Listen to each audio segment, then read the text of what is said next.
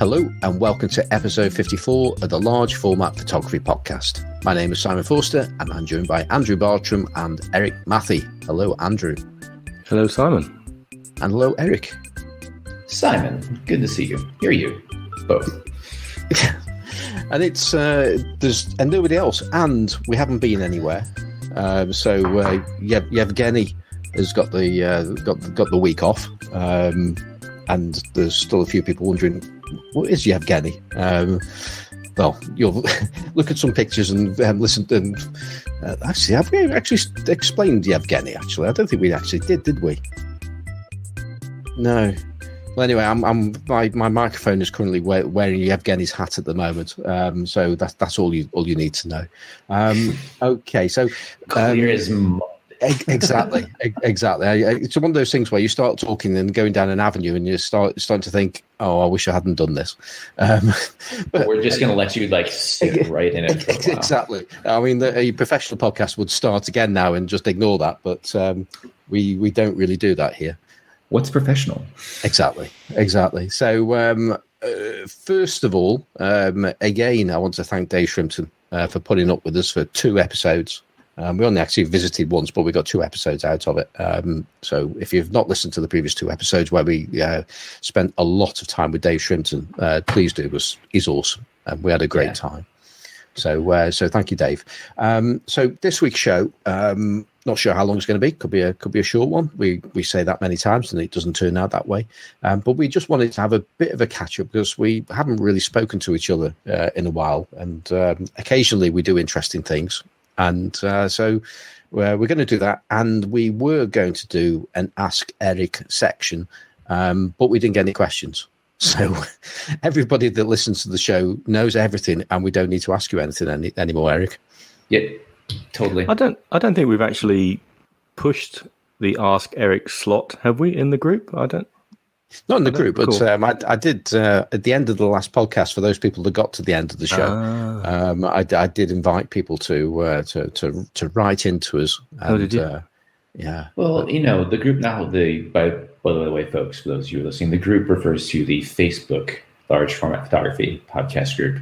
So the group is that. Come and join us. We're a pretty friendly bunch. But now the group has experts, right? So don't get Simon started on this. So, most of the questions are probably going into the experts in the group, which is a fair thing. Jason Lane, Greg, some others. I can't remember who I made experts. Did you just close your eyes? I just did it on a whim. I stuck a pin in. You'll do. You're an expert in something, sir. Yeah. Exactly. You sound convincing. There you go. That's good enough. That's why I'm here. Yeah. Well, you're very good at reading things out. So there you go. That's why we employed you in the first place. Indeed. That and to get Dave Burnett and Sally Mann, which you've failed miserably at. Hey, we're working on David Burnett. We're working on David Burnett. Okay. There are inquiries. Which? The first one. Inquiries? No, that was the second. Inquiries? That's the one. Bollocks. So we need to know so we can schedule him in properly. Stop. Yeah. That was a bit of an in-joke going on there. So let's move swiftly on and let's hear what's been going on in the fens, Andrew. Well, I'm getting very excited because my darkroom extension is pretty much finished. I've been... where am I? What have I got to do now? Oh, I've got some tiles on the wall. I found a load of tiles from our bathroom, and they're pretty big things. And I don't know anything about tiling, but I've stuck them on the wall with some heavy-duty builder's glue stuff. It's not even tile cement or whatever supposed to use, but anyway, they're stuck on there. So I've got a splashback for my sort of sink area, and I've built two little mini tables to go either side of it, and one of them's going to hold my Nova print processor, the 2012 by 16 4-slotted thingy bob, and then at the other end I've got my fiber print washer will sit on there. So that's all coming. I've just got to sort of fix it all in place and seal it round. And then I've just got to figure a way of getting some kind of temporary water supply in, which will be something like a garden hose, I suspect, and some kind of drain from the sink. None of these are game changers because I've never had running water or drainage ever, so it'll happen when it happens. But I figured I can. The sink I've got, which was given to me, has got a screw thread on the bottom, so I can put a U-trap or something, and then some push-in pipe work to go through the darkroom wall and outside into the nearest soakaway. So that'll just be largely water, I think. Nothing too insidious going into the soakaway. So what else have I got to do? I think that's about it. So I've got my first paying customer, who's our dear friend Neil Piper, is coming to see, and he's staying with us for the weekend, so some beer might be consumed. Question: I'm not sure. Now he's had his gallbladder out, I think it means he can eat normal things. How are you temperature controlling and or filtering that water that's coming in through a garden hose? Are you running it through like some sort of like inline filter? And how are you keeping the temperature? Because, photography is somewhat temperature sensitive. Well, bear in mind that water, the only reason I really need a water supply in there will be to, what do I do at the moment? Well, be to connect to the print washer, really. And I could I've got a utility room next to the garage, but they're not joined, unfortunately. That would make life a lot simpler for plumbing. So I, at the moment, what I did do before I made the darkroom bigger, I had we've got a mixer tap in the utility room, and we've got a cat flap, although we no longer have a cat. So the mixer tap has a connector on the top, so I can regulate hot and cold, and then the garden hose goes through. I'm signaling this with my hands, and then the garden hose goes through the cat flap and through a hole in the wall in the darkroom. And hey presto, I have water in. And then on the outlet of the archival print washer, there's like a inch piece of push-on tubing, which they use in fish ponds, I suppose, garden ponds. And I've got a whole length of that, and that took the wastewater away through a hole in the wall in the darkroom. And that literally went onto the stones outside, because that was just wash water, a bit of a waste, really, I suppose. Sometimes I tried to capture it, but it was just there's far too much water. The other time I'd really need some water is if I'm using not liquid emulsion, some liquid sunshine, photographer's bleach, to bleach some highlights in a print, which is a nice little trick. And then you need it'd be nice to have some running water for that. But I've got by for years over it. So having some kind of running water in there. I suppose if I went to a plumber and said, could you work out a way of getting, a proper supply in there, he'd probably do it. But I'm just trying to do it on the cheap, really. Right. I was just wondering about the filtration, because it's going through your archival print washer, and be ashamed to have. I don't know. It's never been an issue.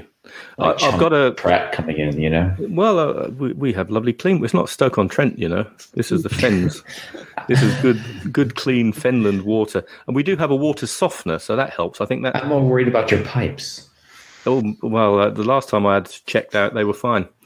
I don't know. I've never had a filter on it, so it's fine. Just curious. We do have a water softener, so the water does go through a water softener, which is helpful for residue on films and stuff. So I'm very pleased. I've got double the space I had before. It looks a bit more professional now, cupboard space, and I've got my Jobo set up in there. So it's going to be good, I think. So I'm very excited. I've been holding off. Well, I had been holding off shooting any kind of film because, as I've said before, if I can't follow it through and make a print, I get a bit stressed. So, but I've just come back from 2 weeks in Northumberland. Northumberland is on the northeast coast of the UK, and it's where all the Geordies live, and they speak a bit strange. So we did have a few communication issues. But anyway, so we had a lovely time. I took my large format camera with me, but my 6x17 back, and I did shoot one roll of film, which was expired Astia. Is it Fuji Astia? Slide film. Yes. I think so. I think it was a slide film. So I shot that, and then I loaded a roll of Portra 400 into my 6x17 back and made one exposure and then gave up with that camera for the week, 2 weeks. But I did, funnily enough, expose quite a few rolls of 127 film and a load of SX70 film and a shed load of HP5 in my Holga. Because when you're on holiday, you don't want to be carting a large format camera around with you, do you? Not really. Well, maybe you don't, but well, you do, yeah, on a bicycle, but not with a family holiday with a dog and a wife. No, and Andrew, you're letting the side down here. This is the large format photography podcast. Oh, sorry, isn't it the 127 film photography podcast? It's the 110 photography podcast. Well, I did take my Toyo with me, but as I said, I had my 6x17 back. But I'm the other reason I'm holding off shooting any too much 4x5 at the moment is I'm going to do some film testing to determine my optimum film speed. Now, I kind of know what it is, I think from trial and error. I've spoken about this before. We spoke about it when Matt Marash was on the show. We spoke about it when Richard Pickup was on the show, and it's a perfectly valid way of determining what your own personal exposure index is by trial and error. So if you haven't got shadow detail where you expect it, then rate your film a bit slower. If you've got too much, then speed it up a bit. And that's going to vary for every single person, for all the different variables you've got for your lens on your camera, the camera you're using, the light meter. So, for people to say, well, I always rate HP5 at this, that, or the other, well, that's fine. But, if you want to employ, if you want to get the best out of your materials and you know when you're looking for shadows to appear on the print in a certain tonal value, then it's good to have run some basic tests. So I've ordered from America a Stufa. I have Matt Marash to thank, and Matt Marash copied it off an Australian photographer whose name just escapes me at the moment. But there's a great article I'll share to the notes on film speed testing that Matt refers to in his Large Format Friday video from a few weeks or months ago. So Matt has done a great video on this. So he used a 4x5 Stufa step wedge, which is an American Stufa. Touffer.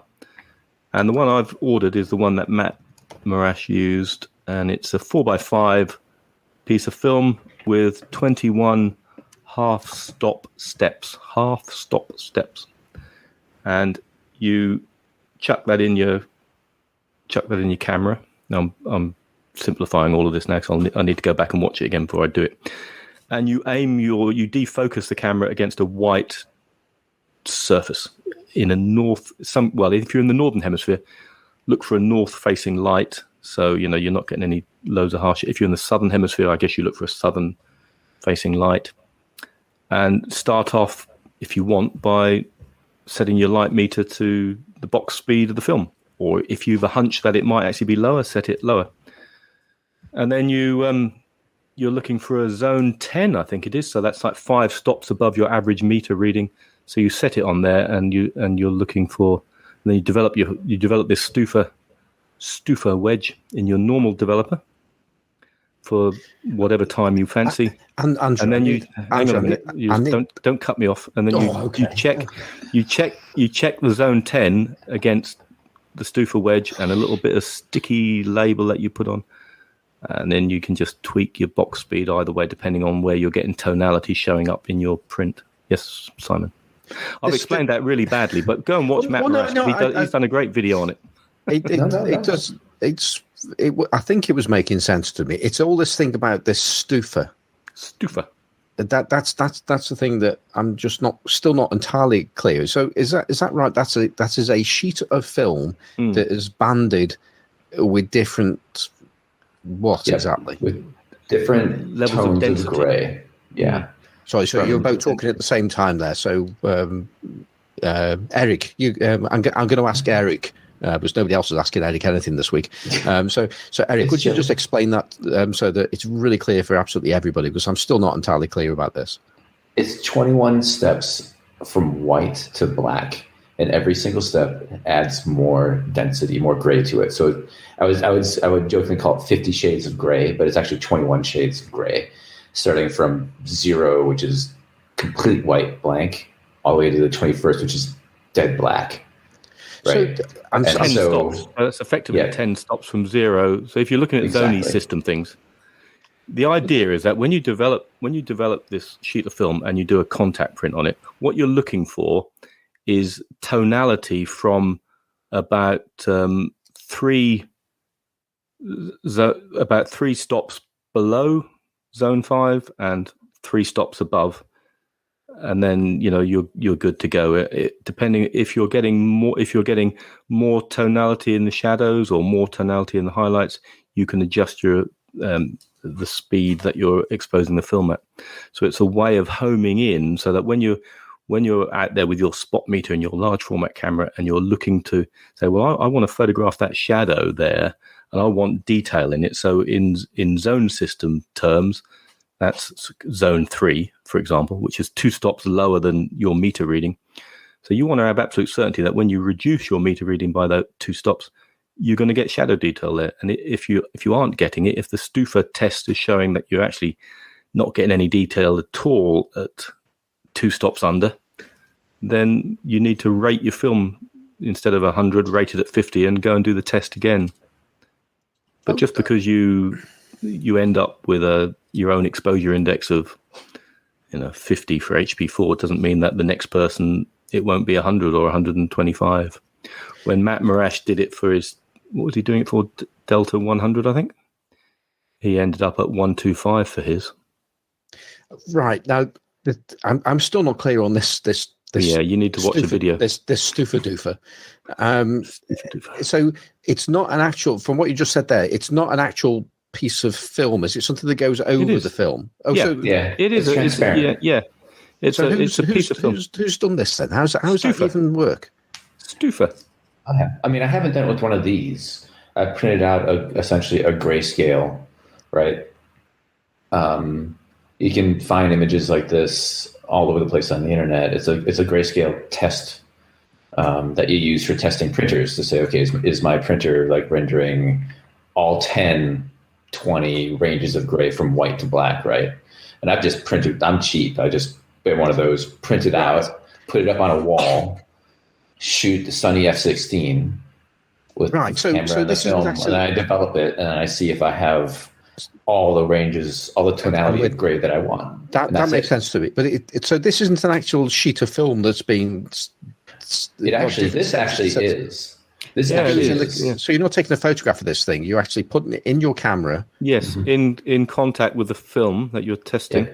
In contact with the film. So it's not the film. It's something that it's not the film. It's something that works with the film. You load your Stufa 4x5. See, that's the bit I was trying to get to the bottom of. Okay.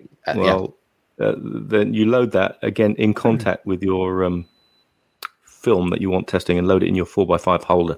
So it's like effectively a filter that just sits in front of the film itself. And you focus on infinity against a white sheet on the wall, Yeah.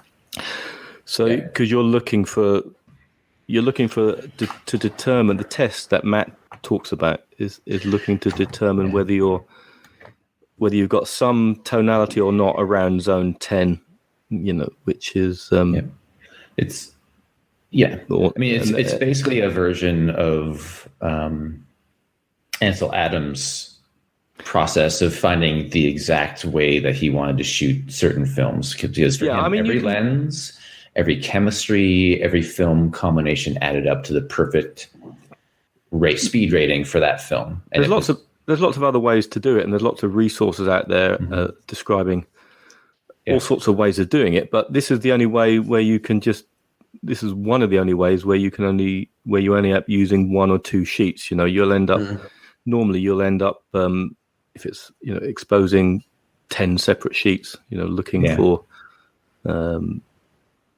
with a densometer is the way we and then a densometer is recommended. So or Wayne Setzer has been using his RH Design Zone Master, and that has a densitometer function, I think. So he's been calibrating stuff for his Zone Master darkroom analyzer. I mean, but really, the best thing I'll post a link to Matt's video in the show notes because Matt's a proper professional and he explains it far better than I did. I mean, the wedge itself just came from the screen printing world. This is what this thing is really common in screen printers, where they just lay it down on the screen print, they expose a big blast of white light to it, they see what the step is, and then they adjust their exposure. This is just poaching screen printing and putting it on camera film instead. So the idea is that when you finish this test for a film that you use regularly, using a camera that you use regularly, and more importantly, a lens and a light meter. So cut out all the variables. The test will tell you if you're exposing that film at the correct speed to render tonality from the shadows where you want them to the highlights where you want them. The highlights, you'll determine that by the amount of development, because the first test you do is with the Stufa is for determining your exposure and how you've nailed that or not, and the second one is for your development. So at the end of effectively 2 or 3 sheets, you'll have nailed your optimum exposure index for that film and the development time for and that. The lens. So use a developer that you use all the time, one that you're familiar with. Matt says use a lens that you use all the time. So in theory, every time you use a different lens or a different developer, I guess you repeat it all, Yeah. But I don't think I'll be doing that, to be honest. Nope. Well, this is probably a good time for me to do a quick shout out for Billy Sanford, who's one of our listeners on the podcast, and you hear his name pop up in lots of different. And Billy is currently out on the the second feed of the Sunny 16 podcast, which is called Sunny 16 Presents, which Eric will know all about that because he's starred on there as well, hasn't he, with his lens punks. And the current one, which I think they call is part of the On Location series. And Billy was trawling through our back catalogue, and it hit episode 10. I think it was episode 10, and which was the episode with Richard Pickup. Where we went into some depth of trying to get the zone system into my thick head again. And I think that was the one where things started to actually make a bit of sense to me after about the first 9 episodes that were pretty much just trying to get me to understand the zone system. But yeah, he listened to that, and this is like one of the great things about doing this kind of podcasting is that he got really excited about hearing that, because he was in the darkroom at the time, and it's like really spoke to him, and so he's made an audio recording of him doing exactly one of these processes. I think he was using one of Richard Pickup's processes, going through his going onto his website and doing something that he did, and he was doing it with Hasselblad. He's aiming to do things on large format, but he hasn't quite got there yet. So hurry up, Billy. But yeah, so yeah, that might be a listen that. Well, might be. It's a good listen to anybody that's interested in the subject and just going through it from a very personal experience. So yeah, that's Billy Sanford on Sunny 16 Presents On Location, out now. He claimed that you inspired him, Simon. Oh, you've listened to it, have you? No, I read his his post. Well, I think it was a joint effort there. So yeah, but that's well worth listening to. Yeah, because he does say good things about all of us, especially me. So that's it really for me. I haven't started the film testing yet because my Stufa bit of film is coming from America, and I only paid $10 for postage, so you never know, it might not ever reach here. I'm telling you, you can just print out a grayscale on your black and white. No, I can't. No, it won't be as calibrated and as good as a Stufa. Okay. And it's saying just put it up in a sunny patch of sunlight. Look, Matt Marash says, get yourself a Stufa. I'm not going to argue with Matt. I'm not going to argue with him. He didn't say, go and print out some cheapskate thing on a printer that's uncalibrated using some ink that may or may not be the same as the one I'm using. It's all relative, though. That's the joy of this shit. If you do it consistently, the only results that matter are the results that are particular to you. Yeah, it just doesn't matter. That's the joy of it. And yes, cheap, that's me. So that 100%, no question asked. I'm not paying $50 for a Stufa wedge from Bostwick and Sullivan. when I can pay 5 cents for a printout and I can shoot it against a sunny wall. Mm-hmm. Or the other thing is, don't worry about it. Just shoot. Yeah. Mm-hmm. Thing. As my buddy Vince would say, F it, shoot it. I'm not suggesting that everybody should go and do this, but it's a really useful exercise because anybody who uses film and develops film is getting into sensitometry, whether they know it or not. When they're adjusting their film speed, they're moving the point along what's called the foot part of the curve. And if you reduce the film speed so much by this fancy thing called pushing, you're moving your shadow point further and further to the left on a characteristic curve. It's the same characteristic curve that you'll see on any Ilford data sheet for HP5 or HP4. And there will come a point when you move the shadow point so far to the left that there'll be no recordable detail, which might be fine, but it's knowing that and knowing at what point you've got shadow detail and what point you haven't. And you only do that through some kind of testing, either empirical or trial and error type testing. So I think I should have shadow detail there, but I don't. So maybe I need to just not rate this film quite as fast as I have been doing, or not worry about it. If you love, just have a bit of fun. It's fine. So I'm not suggesting that everyone needs to go and get a Stufa step wedge, but it looked a good thing to do. So I've done it. I'm sure. I look forward to your results, especially now that you have the darkroom to mess around with. Should be cool. Yeah. Okay. Well, that's one of the advantages of doing things with large format, because you can just shoot a sheet at a time. Yeah, you can. Yeah. You can do it with 35mm. There's lots of stuff out there for determining your own film speed with 35mm, but you start to question whether it's. Well, Billy was doing it with on 120 with the Hasselblad. So it just makes it easier with large format. There's no two ways about it. I still need to get more disciplined by marking down each exposure on my. I'm rubbish at doing that. I don't know why I'm doing all this clever film testing, because I'm just rubbish at making notes anyway. Oh, dude, I tried on some of my trips. Like I would take the photo, Route 66. I'd take the shot. I'd mark down the day, and then actually I used Instagram as sort of my notebook, right? Because you post a shot to Instagram. I take a photo of the photo and a photo of the camera, and be like, wherever the hell I am, drop a pin on the map, so Instagram essentially keeps track of where you just shot it. And then put notes. This is the exposure, the blah, blah, blah, blah, blah, that sort of thing, which is actually super fucking useful.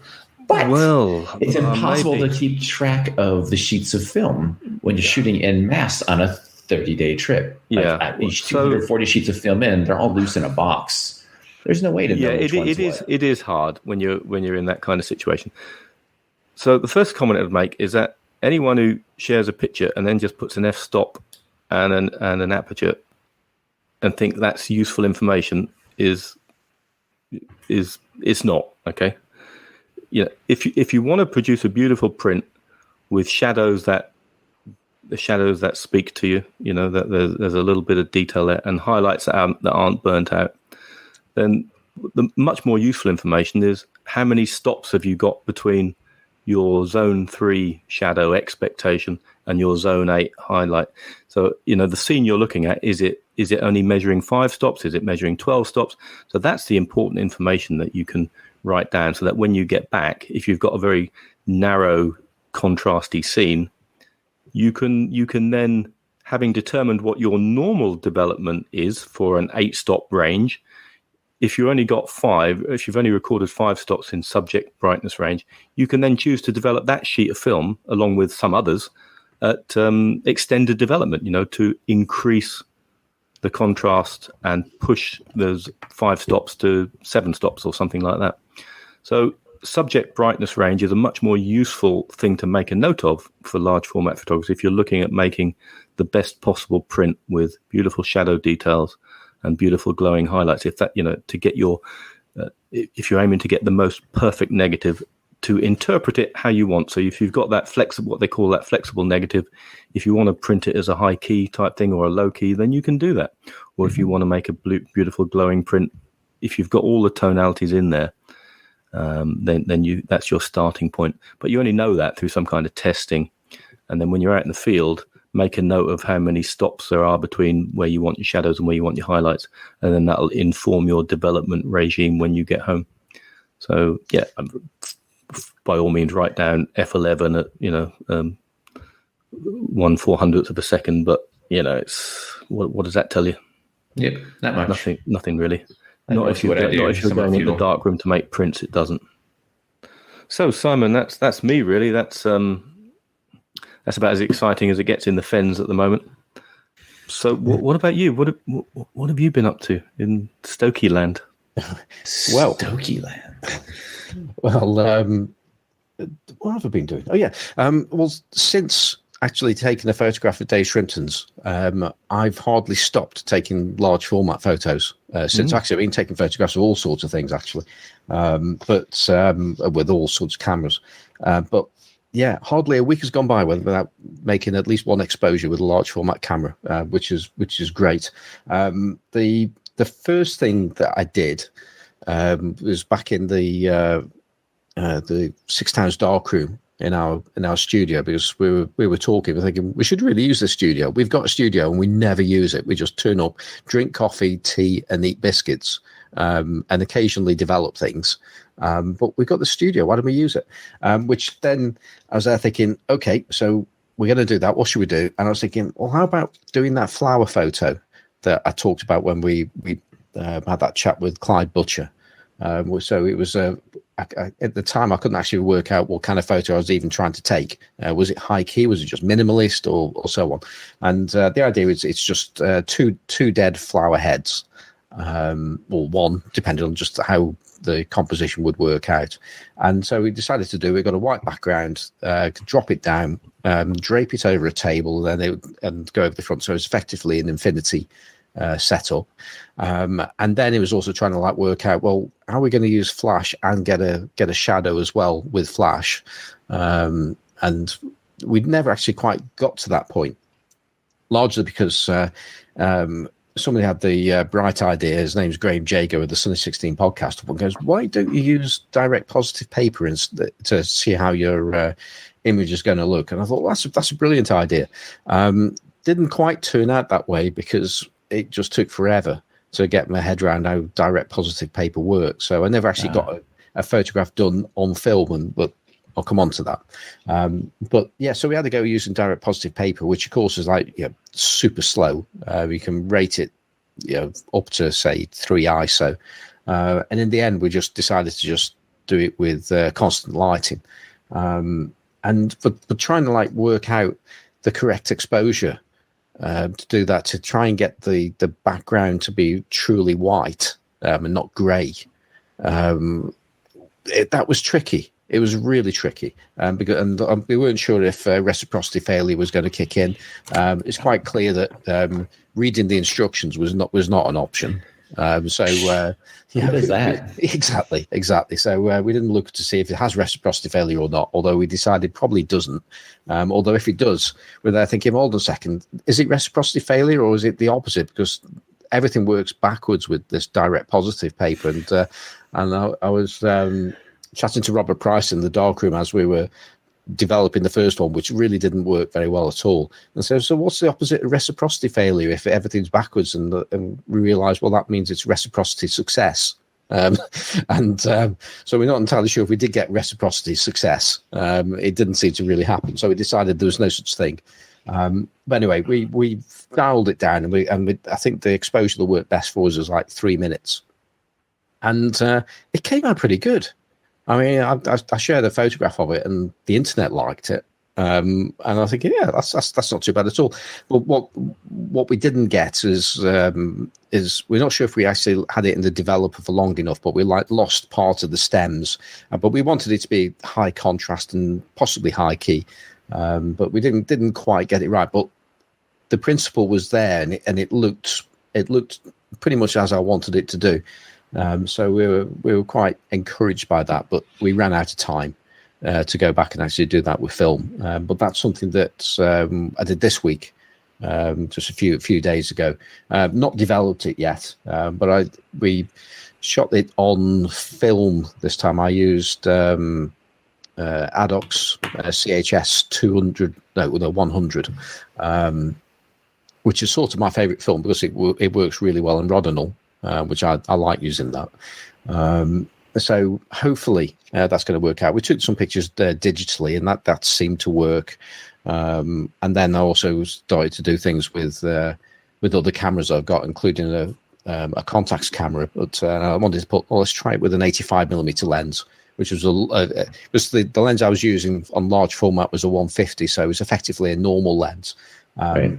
And so I thought, well, let's give it a go on an 85 on 35mm, and that completely messed with the positioning. I just simply could not get everything in the way that I'd wanted to be. It'd either be too tight, or I'd had too much of the edge of the table in the shot and so on. And in the end, I realised I was just going to have to get more height, and I actually found out what the fullest extent of what my tall boy tripod could actually do. And the thing goes actually so high, I had to actually stand on step ladders to actually reach the top of it.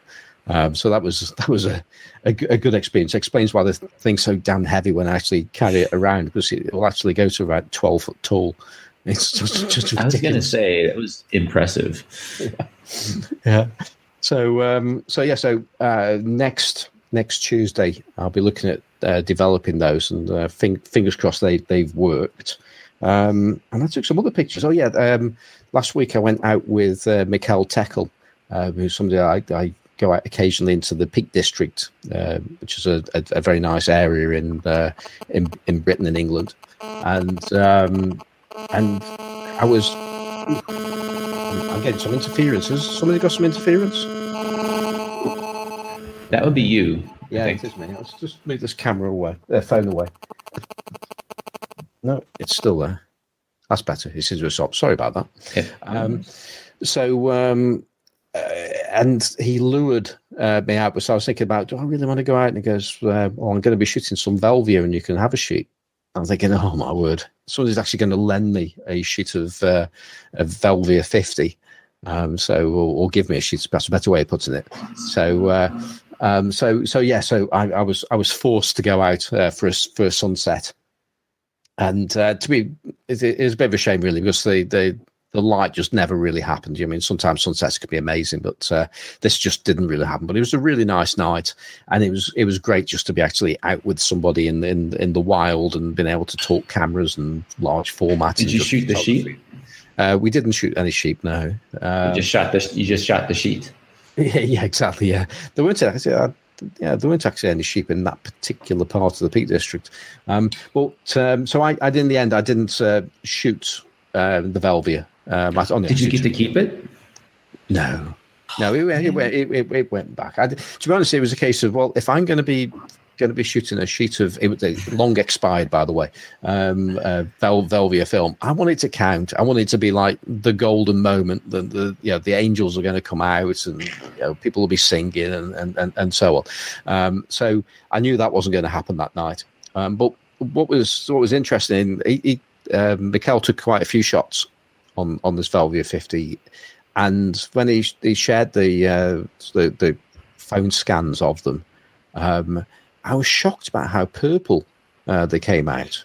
Yeah, and apparently that's a thing, and I just was not expecting so much purple. So does that, you're nodding your head there, Eric? So is that a thing? Yep. Yeah. Sorry, what are you talking about? Velvia can especially expired Velvia, I believe, can tend to pick up purple quite a bit. Like those sunsets, like in whatever, depending on the light, like it really picks up purple tints quite a bit. I haven't shot it in 5 quadrillion fucking years, but yeah. No, which Velvia? 50 4x5. Yeah, one of them, the shadows go a bluey purpley tone, don't they? If you watch any of Ben Horn's videos when he's shooting with it or 100, he talks, and probably if you go back and listen to the podcast when we interviewed him, he talks about that. I'm sure he does in the shadow areas. It picks up that bluey, purpley colour. I was doing research on your Harman Direct Positive paper, and I've got some observations to make when you're finished chatting about colour film. Okay, well, actually, I've kind of pretty much finished about talking about that. Although it's probably worth mentioning the news, the breaking news this week about Velvia 100 in America, that it's been pulled by Fuji, and because it's something to do with the chemicals that's used to make it. Or something? Yeah, there's a trace amount of a highly toxic material in the film, and really, really. Did you surprise me? It's interesting. Like, but you don't eat it, do you? Well, yeah, but it still comes out into the chemistry, into the water, and everything. It's still a thing, right? So, well, yeah. I mean, Teflon, killing farmers' cows. What's a bit of photochemistry compared with all those things? That doesn't make it right, though, does it? But no. Not particularly. But it is that thing about it's not necessarily how much there is in the film itself. It's about how it got there, how it was processed, and so on. If it's something particularly bad, then it might not be causing you any problem here when you're picking the film up. But where it was made, it may, if it wasn't dealt with properly, which you assume it would be. I mean, you can make a lot of assumptions about big corporations doing things right, and they're probably wrong. Let's just put that out there. The corporations don't exist to do things the right way. They exist to make a shit ton of money, and that's the long and the short of it. Yeah. Any belief otherwise is folly. Yeah. So. Yeah. Well, it's a shame, but that's ultimately that's in America, and everywhere else can still get it. Everywhere else you're good.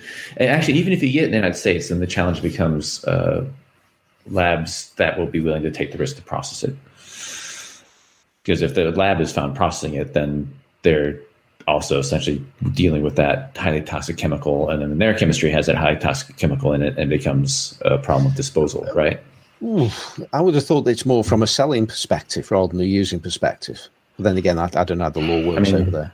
Yeah, I mean, I'm pretty sure you can get it like shipped from, like, if you guys ship me some of that film, I highly doubt any like customs or anybody's going to pick it up and be like, this is, it's Fuji 50. Yeah, I'm sure there's a million ways you can get it sent to the States from friends or whatever, right? It's just a question of if labs are willing to take the risk of developing it at home, can't you? Yeah, you can do that too. Yeah. If you're set up to do it, yeah. I'm not. I guess I'm actually assuming anything color is going to go to a lab because I'm just not set up to develop color at home. But yeah, I think that's the other further risk isn't just, selling it. It's what happens when you develop it. So the labs themselves have to deal with, if they were able to actually develop it here, deal with additional steps to make sure that their leftover process, their byproduct, whatever it is, gotten rid of in a safe manner. And it's probably just too much of an expense, honestly, for what little Velvia 50 they get. Right. That's why Kodachrome went away. Kodachrome was toxic as Kodachrome is beautiful, but the process of Kodachrome is incredibly toxic for the development. So, I mean, way more than Fuji 50, by the way. Like the Velvia 50, it is really trace minuscule amounts. Like, genuinely, I'm not, to Andrew's point, it's like tiny, itty bitty microscopic amounts. It is sort of an eye-rolling, like, sort of moment. But Kodachrome was, like, terrible. just to, because I said 50 at one point. It's 100. 50 is okay. You can eat 50. Okay. But don't. Yeah. But not the 100. I know what I'm having for lunch. Yeah. This reminds me of like radioactive lenses. They're absolutely fine, but just don't lick them. Exactly. Yeah. And I'm not joking. That's broadly speaking true. Talking about Russian and radiation, and this has nothing to do with photography, but it's really interesting. So, being nearly as well, no, I'm not fully cheapskate, am I? Because I've just spent $50 on a Stufa step wedge thing. But I sponge off a couple of people for Sky, and so a mate of mine, I get Sky Go, and my daughter I sponge off for Disney Plus.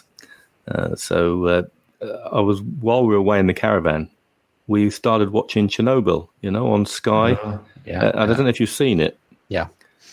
5 episodes. And because I remember I was about 20, I think, being on a bus coming back from my training centre as a young engineer when the news of the reactor going up in smoke was leaking through. But we've watched 4 episodes, I think, maybe got the last one to do, or 5 and got the last one to do.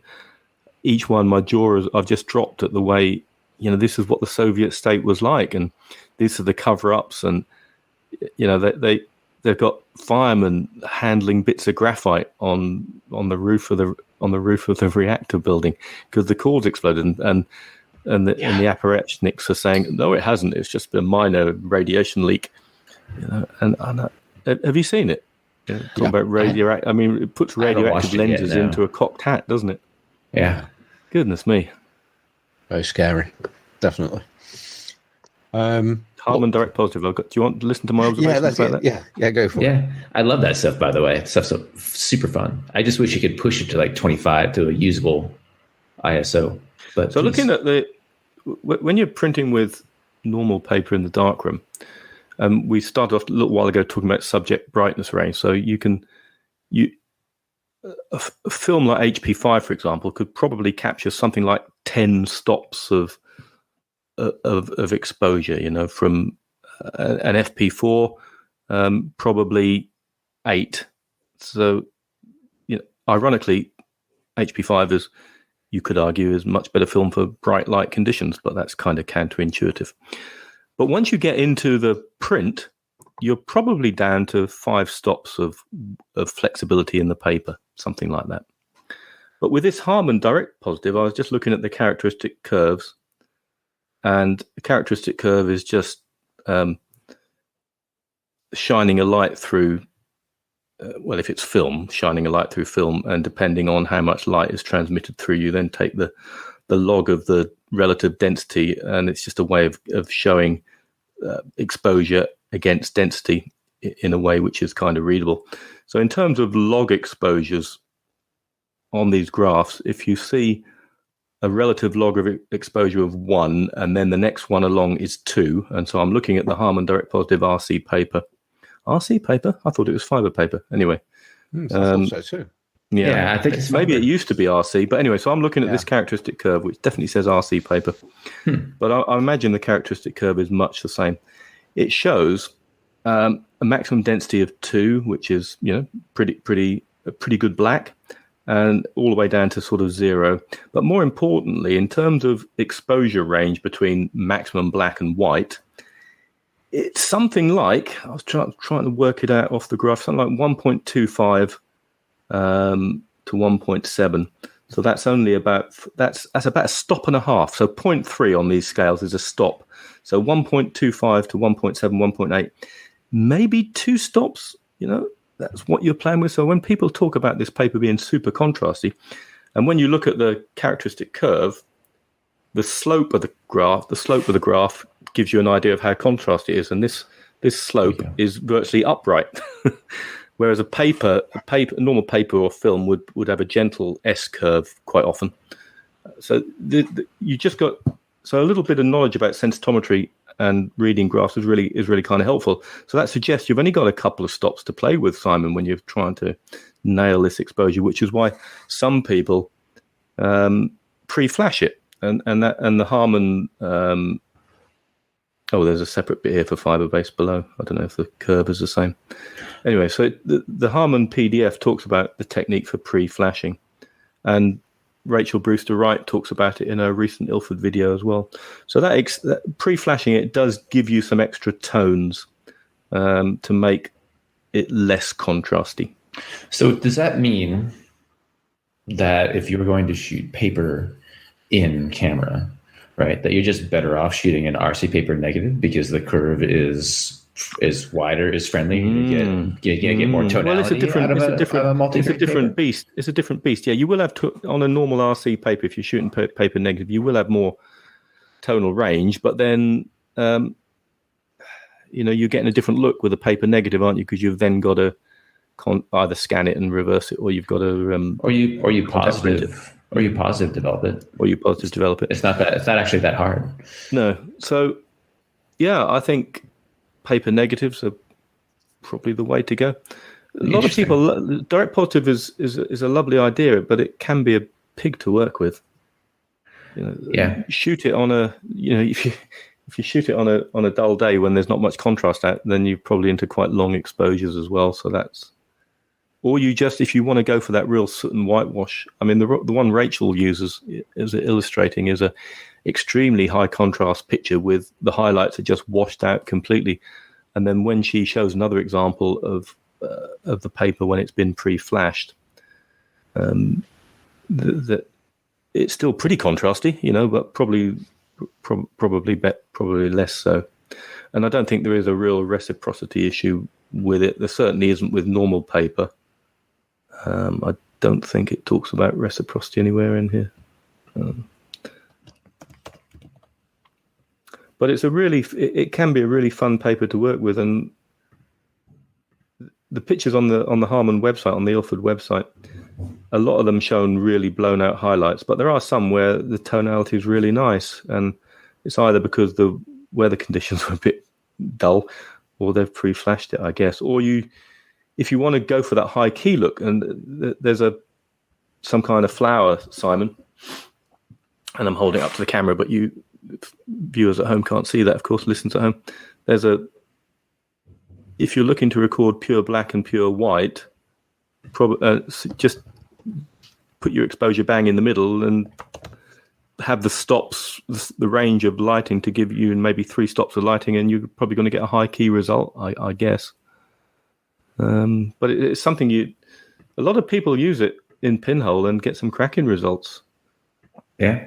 And I've used it in a large format camera on location. I did some portraits of a friend of mine, Kath Cartman, in Norwich, and it was a bright day but overcast, and I did some portraits of her by the river, and they came out beautiful. They came out really, really well. Beautiful pictures with a fair degree of tonality, no blown out highlights. I didn't pre-flash it, but it was a limited tonal range kind of day, so it can work. It can work really well. But you are talking about a very limited range of exposure on the paper before you either go black or you go fully white. Yeah, I think it was a difficult subject for it. But Robert Price, who was with us that night, he took a photograph of what I was expecting to see, quite a dull photograph of a bowl and a fork in the bowl with some some hard shadows going on. And he used it. I haven't seen his film shots yet, but he used a sheet of mine, the direct positive, and the shot he got, and it's in. He posted, I think he posted it in our group as well. But it's extraordinary. I mean, from what we expected to see and what I actually got, it was a case of, you didn't expect that, did you? And he says no, and it was just amazing. So there are some things. It's definitely a film where it's a paper. It's worth experimenting, doing different things because you can get some incredible results. But it's replicating why did that look so good, and then trying to dial down into why that particularly worked well and why some things don't. So it's a bit like what we were talking about earlier with the densitometry and so on, about learning your film. Well, yeah, learn your paper as well. Yeah. Okay, well, that's my shooting and my film. Sorry, my image making. We don't say, I've said shoot too many times in this podcast. We're not allowed to do that. It's not that we're not allowed. It just feels weird. It does. And the other thing that I've been doing, I've been making quite a few lens boards for people. In particular, projection lenses. We're going on to MPP cameras and things like that, which is great fun. So a few people have been sending those to me. You need to make a 65 millimeter M65 body cap. Yep. Nobody makes them except for Raphael in Russia, and they're like $25 a pop. Yeah, when you say that, is that but you're talking for which camera in particular? Is that Pentacon 6 by any chance? No, it's actually for a Fuji GFX 100. Oh, right, I'm with you. I'm building a lens with speaking projection lenses with a beautiful Bosch and Lomb projector lens. It's going to be about a 70 millimeter with like a 65 millimeter back focal length. And in order to actually get a barrel that works right, you need to use the M65 standard. Yeah. So I have an M65 to GFX adapter that I picked up, and then the proper M65 length additional sort of macro barrel, but then mounting the projector lens onto the end of that M65 barrel, right, is a giant pain in the butt. And if there was just an M65 body cap, I could just screw that in there, cut a hole, put it in there, fine. But nobody makes a bloody thing. Probably because there's no such thing as an M65 camera. Yeah, well, it's in theory, it isn't that difficult. I've just made, funnily enough, I've actually just made such a body cap, but for M42, and that's Nikon. Like you and I have talked about. Yeah, thank you very much. And I've just I've just made that. The fact for those people that can't see anything, I'm just going to show it to Eric, and I've got a red body cap, which will unscrew the helicoid out of. So this locks into place as well, because that's quite important. When you do a body cap that you're going to convert, it needs to lock in place. And then I've got that attached to an M42 helicoid. Perfect. Which will then go onto it. And then I've got a Duquesne projection lens going into that. So I could do it. There's only one problem, is I need the camera. And I happen not to have a medium format digital Fuji camera. Actually, it's not even that. Like what it really needs is just the M65x1 body cap. That's converting an existing cap, but I'd rather make the whole thing from scratch. Yeah. And I need the camera body, which is a bit of a shame, really. But there you go. Yeah, one day, they're beautiful cameras. Yeah. I guess that's what I've been up. Not one of the only things I've been up to, but that's the lens I've been making lately. It should be done by the end of this weekend and shipped off, I think. It's going to be a really pretty portrait lens, I think, like a 75 millimeter f4 for a Fuji GFX 100. Because I love those Fuji GFXs. It's the only digital sensor. Like the GFX 50 is so bloody good. I can't imagine what the 100's like. Those are the only digital cameras like I actually would genuinely, if I had the dosh, would buy. Like they're so good, especially with non-standard lenses, projector lenses, like medium format lenses, large format lenses. Those sensors are just really, really nice. Yeah. And they're fun cameras to shoot. They're a bit heavy, but I mean, if you're used to shooting medium format like Pentacons or anything else, they're not that big of a deal. They're pretty dope.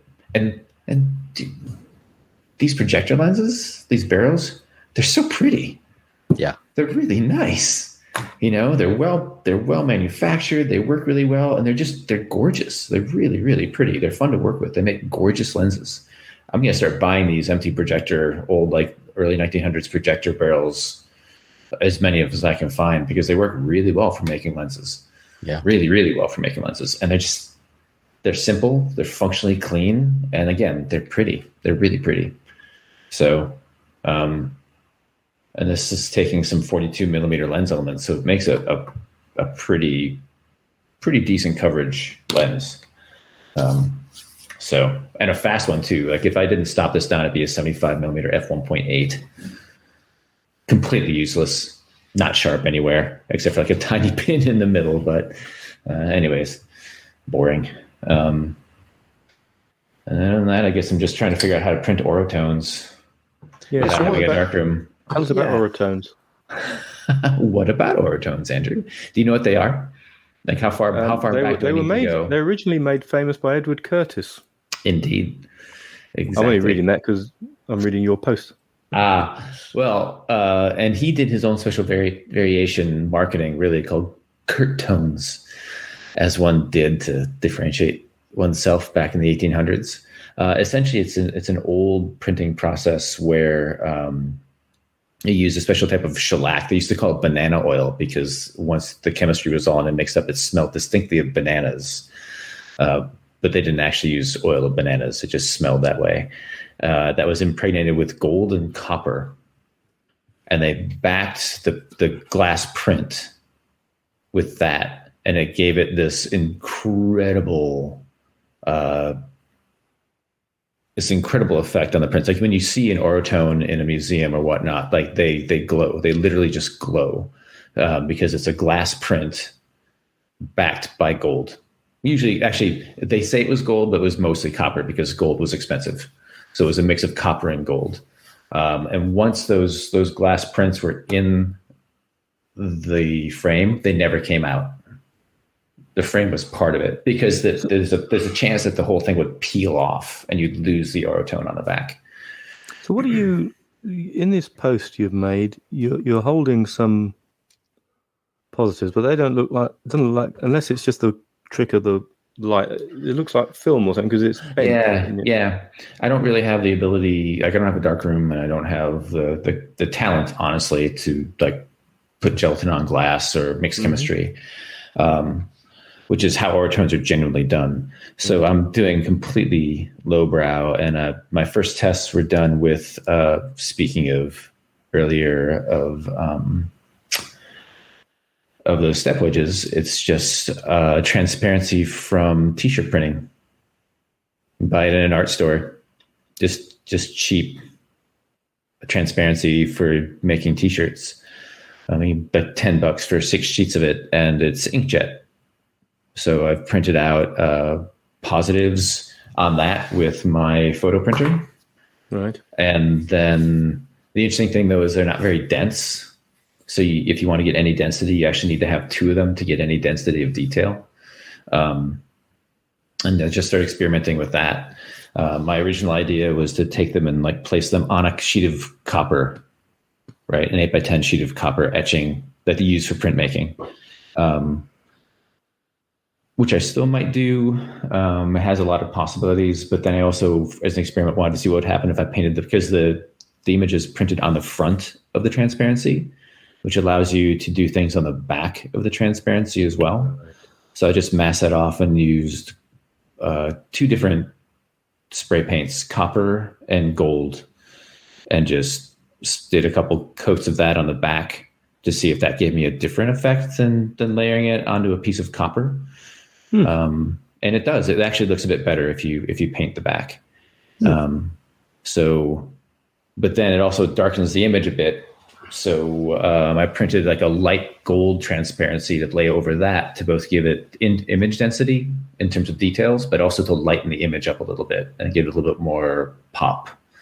And it's coming out. It's coming out okay. It's coming out pretty well. And more importantly for me, it's coming out pretty well, and it's something I can afford and I can do, which are always drivers for me. So are these from your car project that you're doing with drive plates? Your American cars. So you're scanning one of your drive plates into your computer. Yep. And then you're printing it out onto transparency film. Exactly. And spray painting the back of it. Mm-hmm. Yeah, and it's what's interesting with it. And I've been meaning to do something like this with friends of mine who are visual artists, painters, or illustrators. Is it allows you theoretically to hand off transparencies of your images, and then have people draw or paint on them or behind them, and layer them like an animation cell.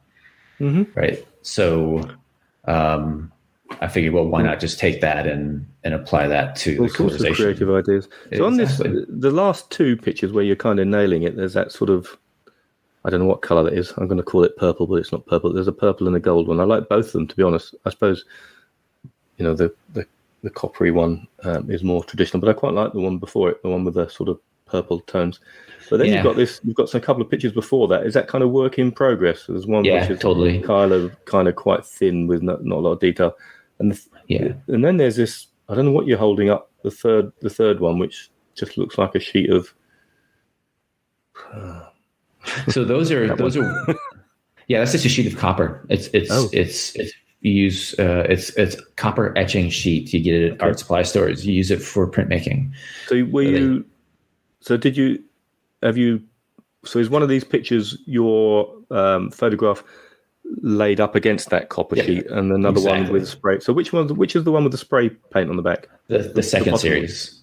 The second series. Okay. The last one of the second series. The first series is with the copper etching sheet behind it. Right.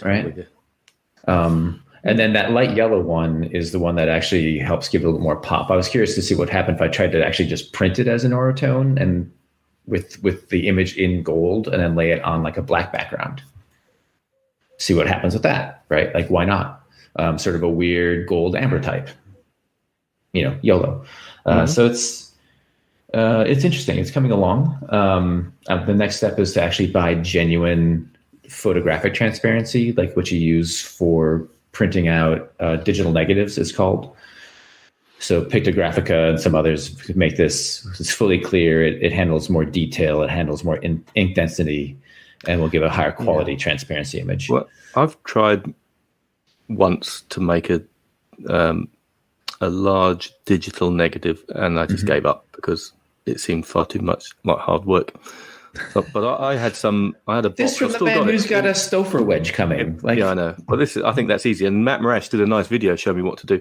But in my cupboard that way is a box of overhead projector transparency film. Some of you children might be young enough to remember an overhead projector, and I know folks print out on that, but I just had a terrible trouble with it. It didn't seem to want to print out. I don't know whether it has two different surfaces. Someone suggested it might have a matte surface and a glossy surface. Maybe I was using the wrong side, and I thought it came out as a horrible mess. So I think that's more to do with probably more to do with the transparency film I was using.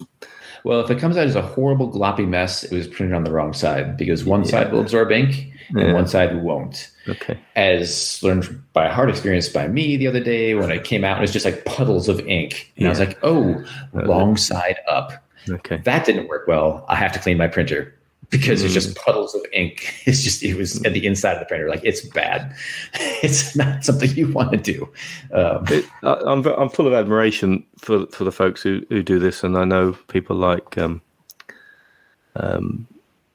Steve Segersby, who was on the show really early on, spent hours and hours, coming up with calibrations for his platinum palladium print process, trying to nail the proper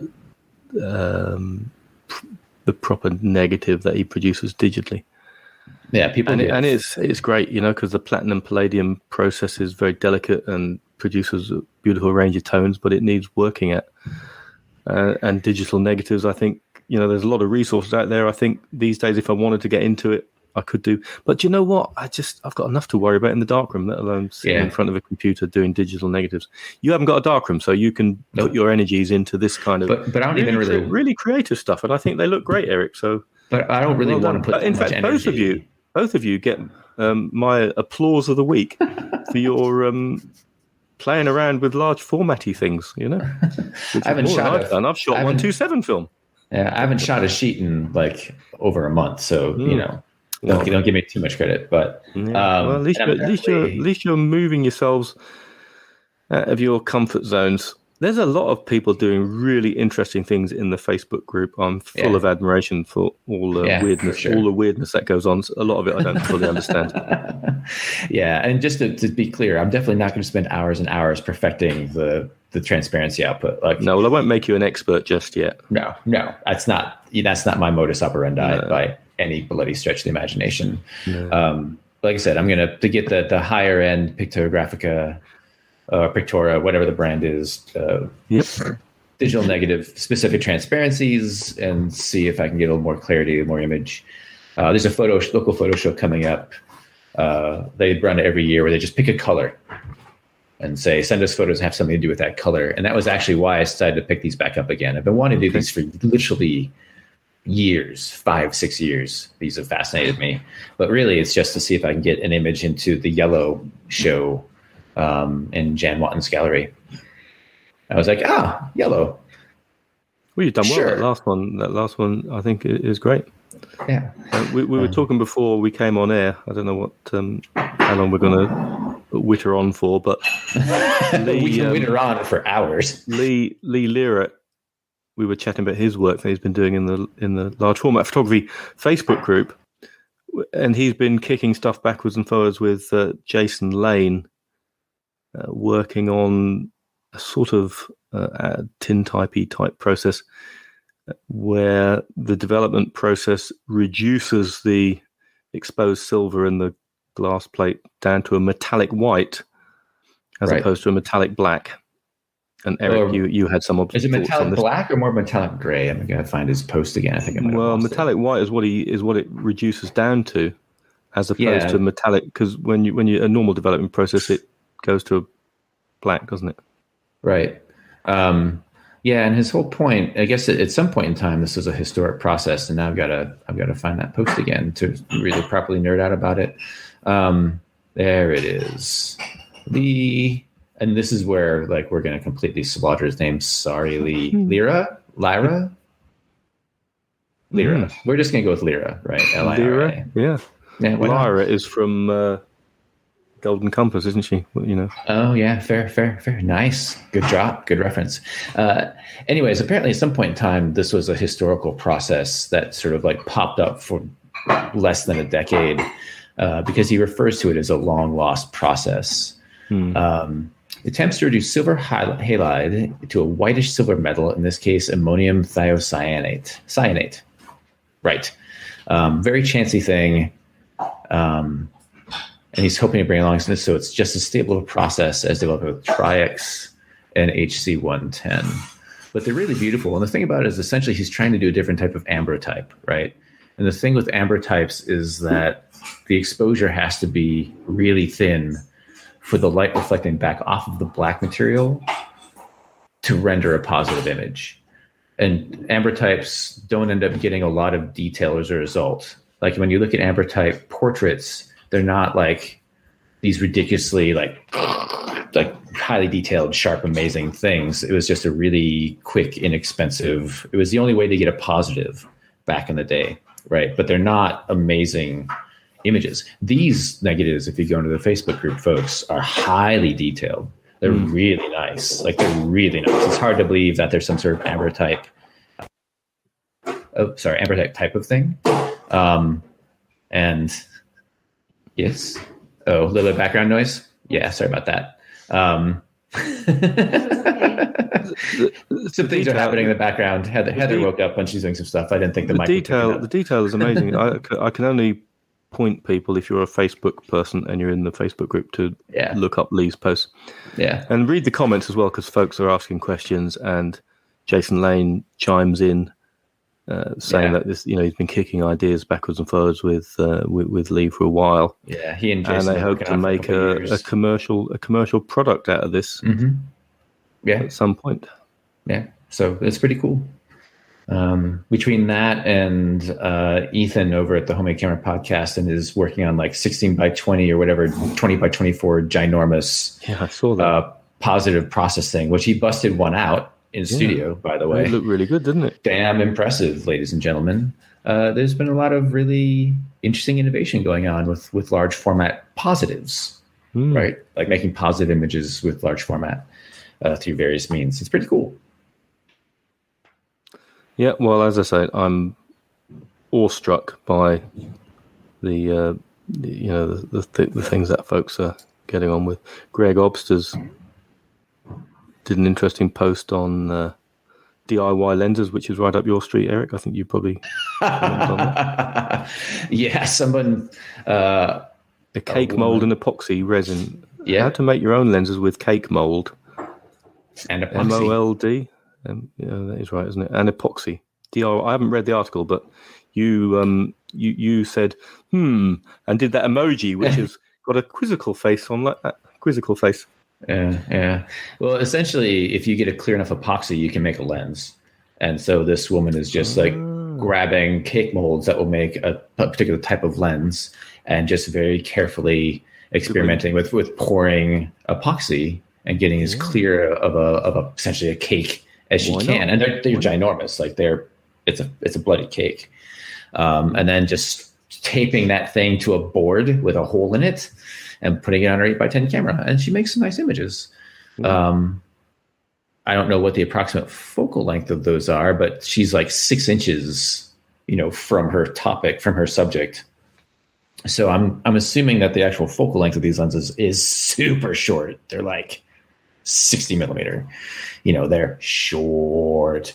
But I thought it might be interesting to make molds using uncemented acromats, right? So make a little mold of a crown and a flint using an uncemented acromat, and then using those molds to pour epoxy and try to make an epoxy version of those acromats, which probably would come out disastrously and would be a giant waste of time, but it would be entertaining. And another gentleman, I think it's gentleman, I can't actually pronounce his name, I'm really sorry, but you've commented on it or you've done a thumbs up on it. He shared a YouTube, his name is NEJC, I've no idea, NEJC, Uranka, and he says, after my recent post on glass positives, many of you were interested in how it's done. This is why I've decided to make an in-depth video tutorial for everyone. So he shares a link to what's called photo on glass. So I don't know whether he's talking about ambrotypes. I've not looked at it, but you've liked it, Eric. So I don't know whether you've looked at that video, but NEJC is his first name. He's producing a lot of work. Actually, that might be somebody we might want to have on, depending on. Well, we'll have it on just for the fun of getting Simon to announce his name. That's true.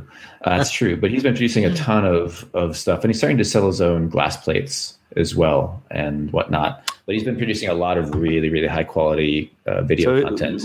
Glass plate like Jason's, and also like Lost Light Art, that fellow as well. He's doing it as well. Oh, there's a few people doing. There's a real resurgence, isn't there? Yeah, there is. It's been nice, and Jason's opening up a physical location. So is he? Been, yeah. Right. He signed a lease. He's going to actually have a physical location for Pictographic up in New Hampshire. I believe it's New Hampshire, right? Mm. So it's getting big enough where needs to have a production facility / order fulfillment / I think a small art gallery and maybe a darkroom. Or he's had a really good couple of years with his day job and he wants to burn through a bunch of money and not send his kids to college. Yeah. One of the two. Considering the fact that his kid is fundraising for her art supplies by selling candles, it might be the latter. Well, keep posting the interesting things in the Facebook group because I love looking at them, even if I haven't followed all the links yet. Yeah, I will do. But you will. Tim Layton posts in as well. So Tim's a very knowledgeable, clever guy when it comes to all things darkroom. Yeah. He shared something of his darkroom diaries on YouTube. Yeah, Tim's excellent. So I don't know. Are we sort of running out of the catch-up? We are. Yeah, I'm just idly flicking through the large format photography because it's Is it unless you've got anything else to say, Eric? Not really. I mean, I would like to shoot more. I'm still waiting on, and it's probably a good thing I haven't got any phone calls, but there hasn't been any activity on the fire project because none of the nonprofits I'm working with have been affected by any fires, which is a good thing. I'm actually okay with not shooting a single frame for that project because that means nobody's been burnt out and the fire season hasn't been calamitous. So that's just in a steady wait state, I guess. Yeah. But I am feeling, I guess, a bit of an itch to try to produce some sort of meaningful work. It's been 18 or 19 months since I shot the story in Oklahoma. I haven't done all since. So, well, you're working on your car project, aren't you? Which is an interesting concept. Yeah, it's interesting, but it's not, like, I don't know. You're going to get yourself off on your bike on another road trip. Yeah, I don't know when that's going to happen. Hell freezes over at this point. So, yeah. So feeling a bit of a rut. So not much more to talk about. Okay. Well, we've had a few emails, but I think only really one of them is to go out. There's only one we're going to read out. Yeah, it's a good one. It is. Have we got time for it? Go on. It's a long one. You want me to hit it? It seems like we've been talking for a long time, but that's because we were chatting for nearly an hour before you pressed record. Yeah. Okay. Well, just those people that can see the feed, which is only the three of us.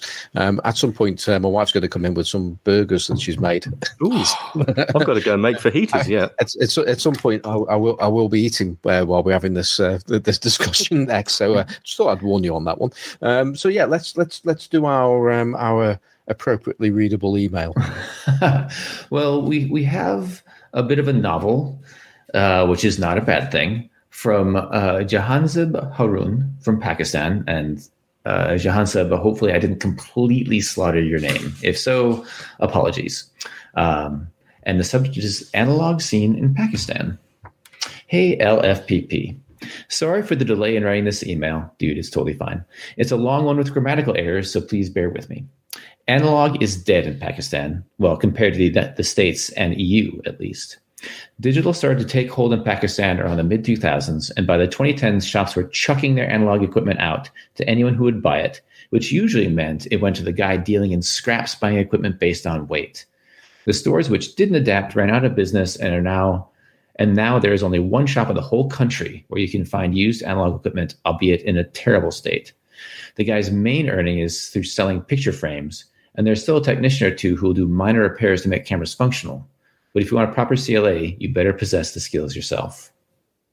Even pre-digital, the studios focused on medium format, the Mia RBs and RZs, and the general public used either 35mm or medium format. Russian and Chinese cameras filled the market, plenty of Zeniths and Seagull TLRs due to their affordability, and Yashica TLRs for quality. In the 90s, this got replaced for low-end Japanese point-and-shoots, but you could find Rollies and a few Hasselblads owned by enthusiasts, the rarest being Leicas. Fair. There have only been a handful of large format users, mostly the two oldest studios, Zaidis and Bahatis, using them commercially. The latter used a super speed graphic, while Zaidis had an arsenal of large format equipment and lenses. Currently, only the current owner of Zaidis, Shahid Zaidi, does large format photography in his own time and for his personal projects. He is the only person, other than myself, that I am aware of practicing it. There used to be a local camera maker who would build large format cameras, similar to Thornton Pickard cameras, with book form holders for dry plates, probably a trade he learned from his own father, but he has long passed away. I started to learn on a whole plate camera made by him, which I found in a rather decrepit state. In the past 5 years, starting with the hipster movement here in Pakistan, the interest in analog photography has reawakened amongst the elite youth, who are more in sync with Western friends, but is still very niche, and the number of people who have retained the interest beyond it being a fad can be counted on your fingers. So wait, is that my fingers, 10, or our accumulated fingers, 30? Hopefully it's 30. If you're in the fens, most people have 6 fingers on each hand. And you're just telling me the water's good there. Lies. What's that to do with the water, Eric? Oh, stop. Continuing. Equipment is hard to come by, but when it does come cheap.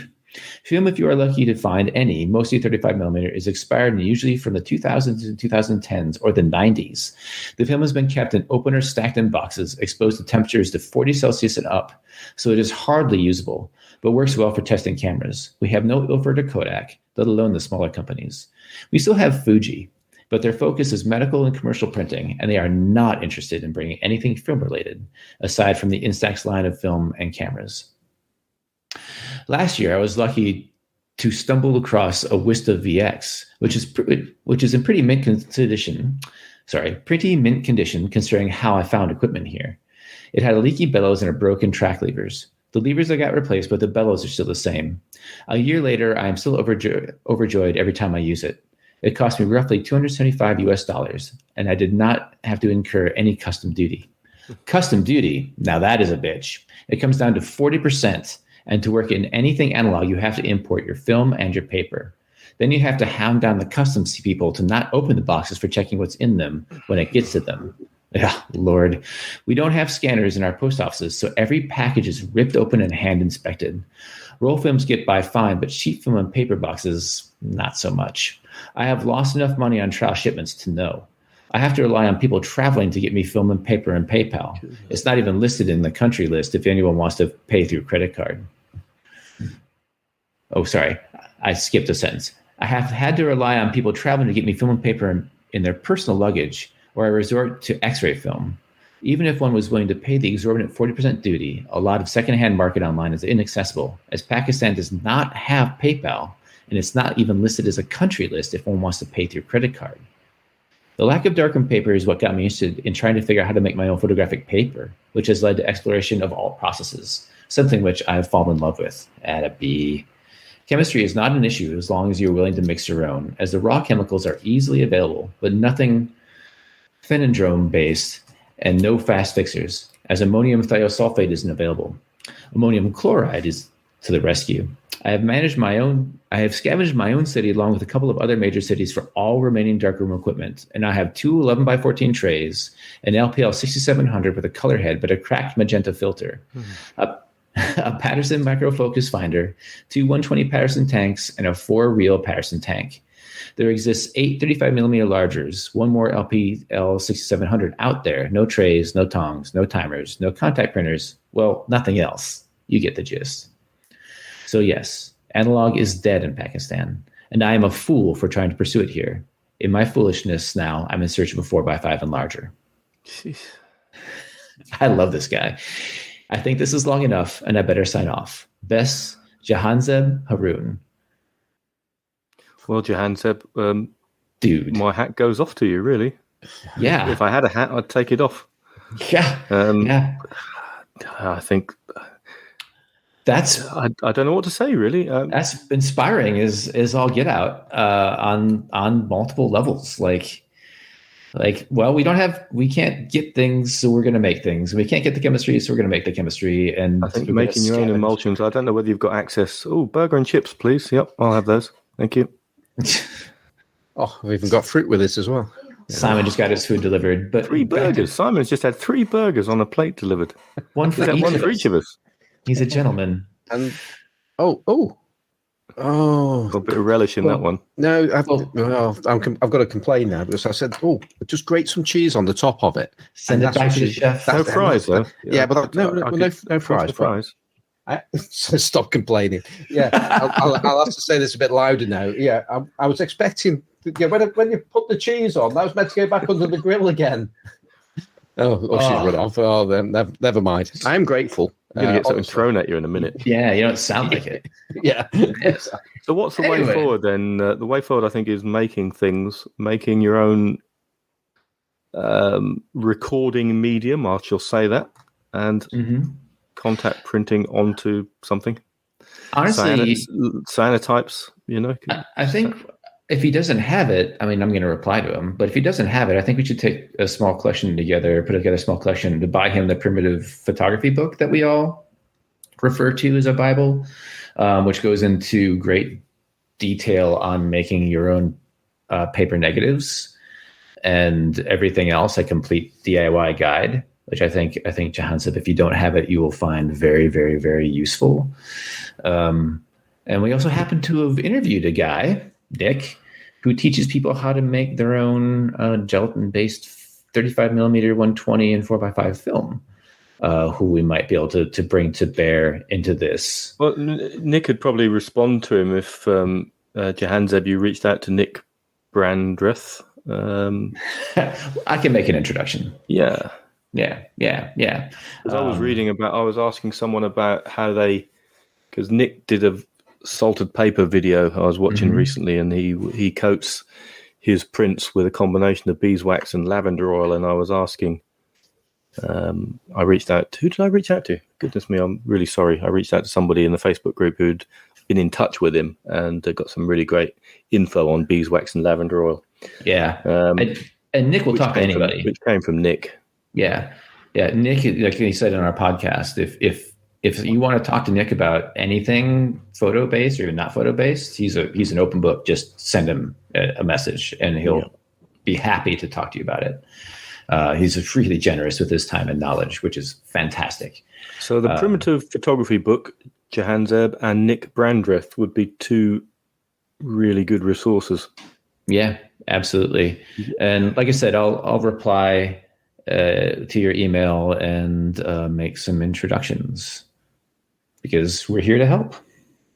There's another chap as well who is it Daniel Keating? Does that name ring a bell with you? Go on, speak a bit more. Yeah, he was on the Homemade Camera podcast. I'm just going through the list on episode 39, and I think it's him. Yeah, it is Daniel Keating. I can't remember where he is, whether he's on Twitter or whatever, but he's a chemist. And he often talks to people in different parts of the world about how they can make their own developers and chemicals and things like that. And it's something that he just knows the stuff off the top of his head. I remember listening to this episode, and he would just reel stuff off. Oh well, if you're going to do this, it's 4 parts of that, 5 parts of that, and he just knows it. It's absolutely incredible. So that's somebody to check out. And if you haven't heard the episode 39 of the Homemade Camera podcast, if you've got any interest in making your own chemistry, do have a listen to that, because the guy is incredible. Oh yeah, yep. I see him now. Yeah. He's a homebrewing expert. He's got a really great article on 35 mmC.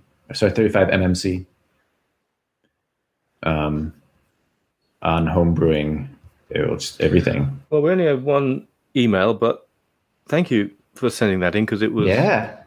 It was. I think, did I not say in one of the earlier podcasts? I don't know whether we were prompted by someone who wrote in from Pakistan, and I said I'd like to hear more about the scene in Pakistan. Is he responding to? I'm sure. He might be. That makes sense. I mentioned. Yeah. And actually, anyway, thank you so much. I'm overawed that you're even going down this route, because it's a real challenge for you, clearly. Yeah, and also that portrait studio owner that he mentions, I looked that place up too. It's one of the, if not the oldest professional portrait studio in Pakistan. Like, it's been running for generations. Like, the dude's great-grandfather founded it.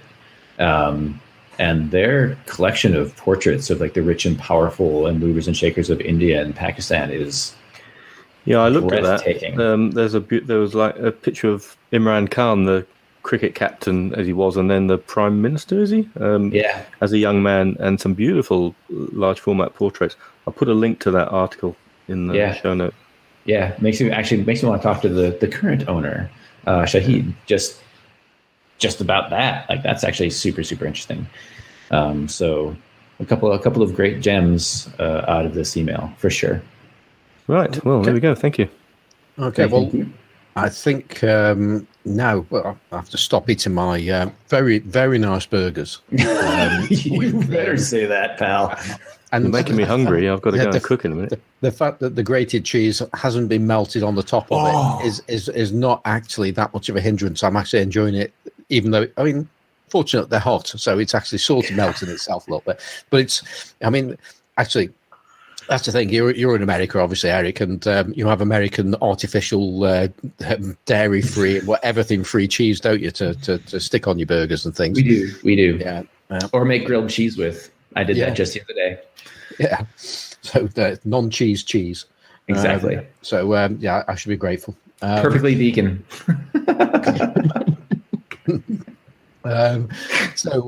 Let's because we haven't had a chance to do this, to thank those people that have donated to the show via coffee.com. That's ko-fi, and somewhere on there, it's a bit of a trek. It's difficult, but apparently you can find us. Some people have.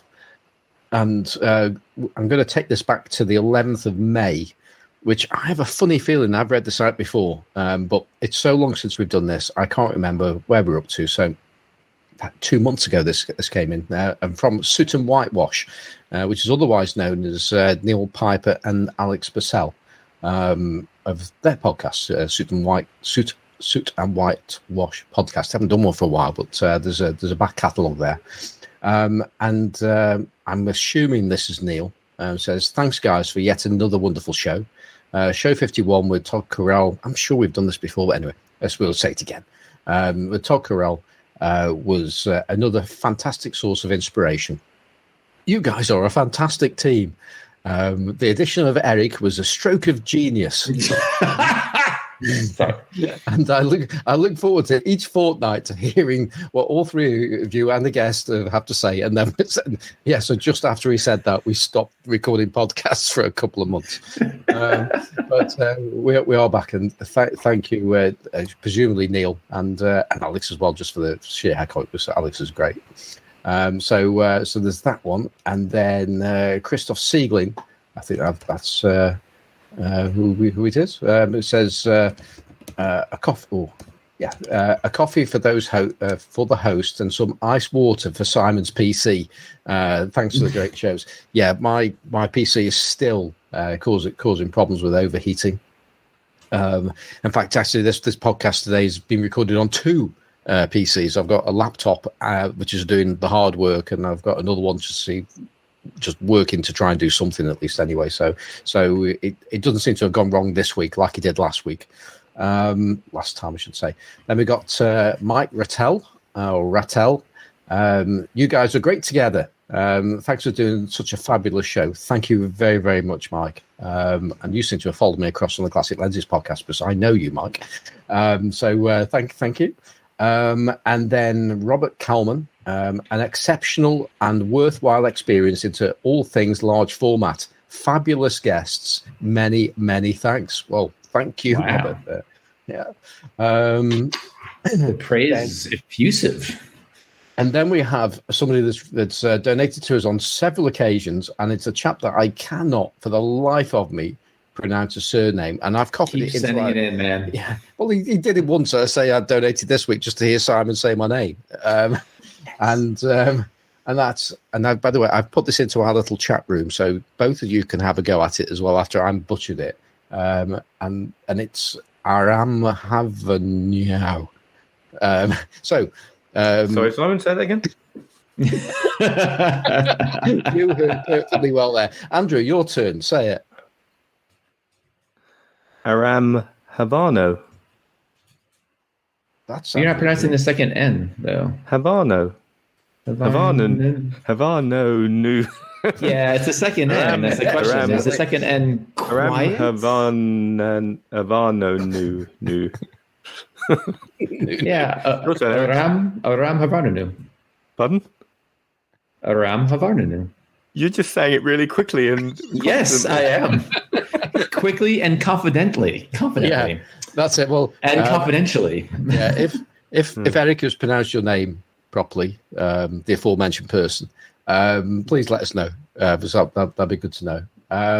And Aram says, gentlemen, I have finally managed to catch up with the show. What great guests. We do have some good guests. We've got great guests. The hosts are dodgy, but the guests are amazing.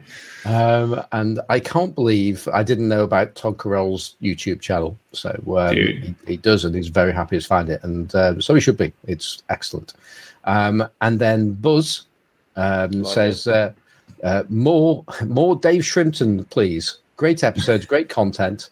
Maybe see you at the Six Towns darkroom now we're allowed to mingle. Buzz, come along every Tuesday night. Buzz in. Yeah. And I'll say it now. If anybody wants to get hold of me, I'm on Instagram as Simon Forster Photographic. I'm on Twitter as Simon4, so you can get hold of me those two ways. I've also got a website which is simonforsterphotographic.co.uk, and there's an email address link to that. So you can get in touch with that one if you wish to. So it saves me a little bit of time later on in the podcast. So yeah, please come down. The more the merrier. Especially now the rule of six means we can pack the place completely full with people and not have to worry about coronavirus. Yeah, I'm not entirely sure if that's quite right or not. So we are being quite sensible at the moment still. And then finally, as mentioned before, Billy Sanford, a shot for Yevgeny. Cheers, and thank you, Billy, and listen to his podcast on Sunny 16 Presents. Well worth a listen. So thank you those people going back all the way up to May. Really appreciate it. And just big thanks. So have we got anything else that we need to get off our chest before we say goodbye and do shout outs and things, if there are any? Okay, I'm going to do shout outs then. So I've already done mine. So Andrew, any shout outs? Only those people I've already shouted out about in the Facebook group. Eric? There's always a shout out to my long-suffering fiance for putting up with my crap. You're such a creep, aren't you? You're such a creep. I know. Do that every I'm a time. giant pain in the ass, really. I'm just always amazed that she puts up with it and has still not rescinded her agreement to marry me. And I think actually a shout out to Jahanza for his email. I thought that was excellent. That was awesome, really excellent. And now I'm poking around a bit more in Pakistan, like visual arts and whatnot. So that was great. I'm stoked. Okay. Well, Andrew, where can people find you if you're not on this podcast? They can find me on Twitter and Instagram at WarboysSnapper, and they can find me every 2 weeks or so on the Lensless podcast, and in the Lensless podcast Facebook group, and in the Large Format Photography podcast Facebook group. And if somebody wants to write into the show, what's the best way of doing that? I suggest they send an email to largeformatphotographypodcast@gmail.com. That was the smoothest that email address has ever been delivered. I think in the history. So send some more emails in. We love hearing Eric read them out. We do. So Eric, how can people keep up with the things that you do?